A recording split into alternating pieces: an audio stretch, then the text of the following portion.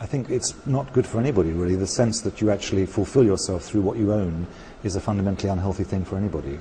And yet we say that, and of course, once the recession hit in Europe and North America, having told us that we were buying too much, that we were kind of consuming the planet into oblivion, what happens? Governments around the world start giving you money to buy a new car, the scrappage system, and suddenly we find that, of course, our primary duty is again to buy our way, to consume our way out of a recession. Yeah, and then again we'll come to the same situation, those who can't do it. I'm thinking of the poor kid in a favela in Rio who cannot afford some nice tennis shoes, but he sees it advertised everywhere. He sees everybody wears it. He's frustrated. He might even appeal to crime in order to get it. Do you think that kind of pressure is always there? I think that there's always a pressure. People always compare themselves to others. People always look to see what somebody else is wearing. And in fact, you can see poverty actually can push people to extremes of ingenuity in this way. If you go into a prison, you see that people reflect on who they are and their status in that by certain items of dress and the way they approach each other. You can see, I mean, I don't think that the way that design makes things look is only about wealth. It's also about showing who has a certain sense of style and who is fashionable and who has a kind of insight. Kids always model themselves on who they think is smart, not necessarily who they think is rich. And that style is reflected in the way they look, which doesn't necessarily need to be about money. It's the same phenomenon, one could say, but not only about cash. And if we do that, again, going back to that consuming things, we're in the world, we keep being told that we've got to be aware of the limitation of resources. And if we get the Chinese and the Indians and the Brazilians and all the emerging powers to consume on the level of the Americans and the Western Europeans, the world cannot sustain that. Well, that's so true, but we also need to understand what consumption really means. Again, when I wrote the book, I used the example of the iPhone, which is an extraordinarily technological leap, and it's out of date every 6 months, and you buy a new one and you replace it, which is very different from the situation of the old Bakelite telephone, which lasted 20 years and you hired from the government rather than bought yourself. However, the more you think about it, the more you have to ask yourself some questions. That iPhone takes the place of a telephone, a camera, a GPS system, a musical entertainment system.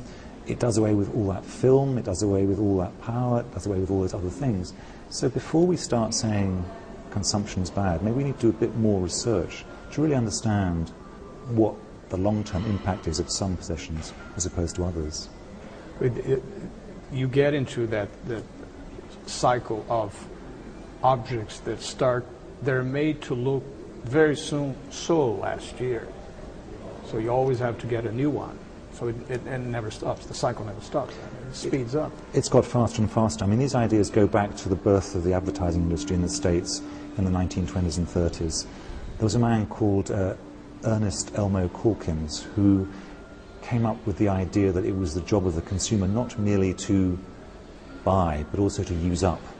So that he wanted to have products that could help us get out of the recession by making sure that people wanted to replace them regularly. We're talking about beauty and art. You quoted someone saying that if Michelangelo was alive today, he'd probably be designing cars, which is a very nice sentence, but you actually believe there's some truth in it. Car designers are a species apart, actually. You can tell what car designers are, and I don't really think that Michelangelo would have been a car designer somehow. Which in a way kind of approaches the production of art, which is, as you were saying, tends to be associated with more of a unique object. But then again, you have artists like Andy Warhol used to work in what he called a factory. Damien Hirst employs 300 people to produce his work. So, well, actually, Damien Hirst has let go most of those 300 people. He's back to himself. But it's quite true that one could say that the two are converging. That the way that a Jeff Koons or a Hirst operate is very much like a designer, that they will have a studio in which lots of assistants will make drawings, and those drawings will go to a factory, and the quality of a Koons or a Hirst is very much to do with how well something is made, how well it's finished, the polish, which are very much the same sort of concerns that would make a car designer interested. And yet they're still perceived as being different things conceptually.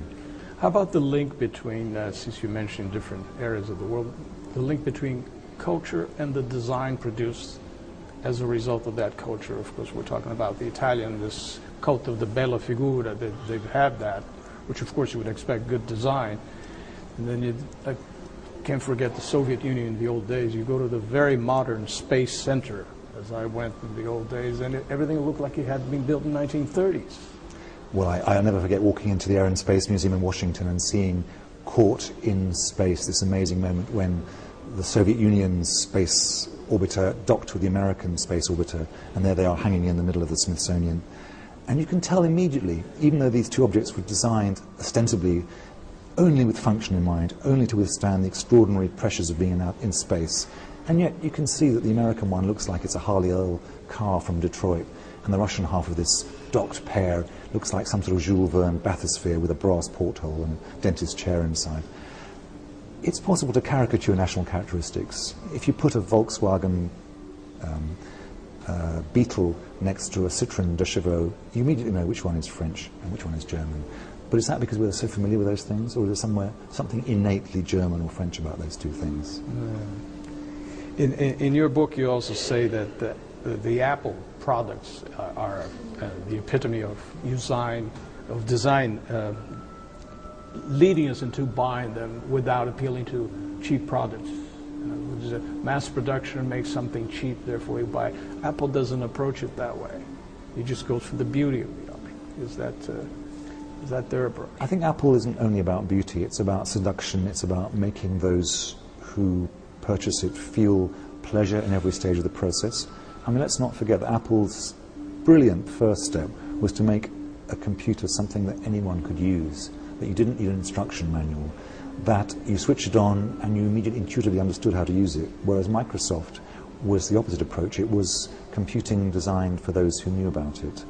Apple turned it into a consumer product, which is a very, very smart idea. It's understanding how we operate. And design isn't only about shape, isn't only about sound and touch, it's also about understanding how we relate to things, how we sit with them, how we turn on a TV set, where we put it, where the phone is, understanding the rituals that we develop for using things.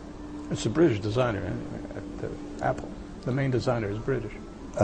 Jonathan Ive is a British designer, although to call an Apple laptop a piece of British design would be truly embarrassing. When we were talking about before as Michelangelo as a possible car designer, which you didn't think would happen, but in any way, when we look at a car designed, cars in general, designed a few decades back, you could actually distinguish them, as you say, Volkswagen, Citroën, and all that.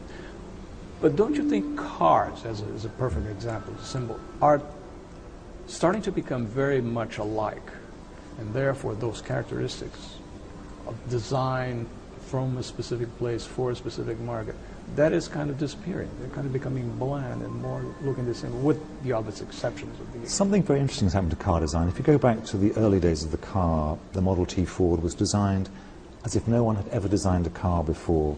It was dealing with a problem, which was how to transport 4 people in reasonable comfort at reasonable cost. Now, car design has become something much more knowing. It's become more like breeding rare animals. The next Rolls-Royce, the next Citroën have to have the characteristics of the brand deep within inside them, so that do the headlamps look like they come from the family of Citroën? Do the wing mirrors suggest some memories about the past? So you can see it in the way that BMW bought that essentially quintessentially British company, the Mini, and made a new one, which makes us forget, of course, it's a German-owned company. Bentley started a new factory to make the new Bentley, which has to look like the atmosphere of the old Bentley, which sort of is there to suggest a certain kind of Britishness. But the leader of external styling at Bentley is in fact a Brazilian, whose previous job was working for Skoda in the Czech Republic, doing things that are hardly about traditional Britishness. You're talking about cars, it makes me think of Formula One. Take a Formula One car. It's not made for sale. Nobody's going to buy a car like that to drive out in the streets. And the main purpose of a Formula One car is to win the race. It's got to be fast. But they are magnificent. They're beautiful, beautifully designed. So what's at play here? Why bother with the design of the car if they just need to get it to be fast? Formula One is a fascinating subject. One could say that is the impact of beautiful things happen when you are analysing a functional problem very, very clearly.